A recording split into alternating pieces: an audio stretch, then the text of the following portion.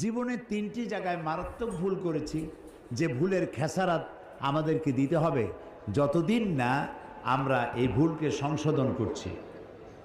1 নম্বর ভুল করেছি, আমরা ইসলামকে মনে করেছি গতানুগতিকভাবে একটা ধর্ম,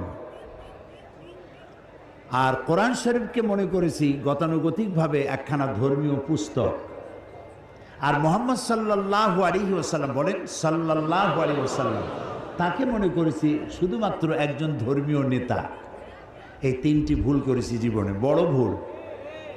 আপনারা কি আমার সাথে একমত? আলহামদুলিল্লাহ, তাহলেই ওয়াজ শুনে মজা আছে যদি একমত হন।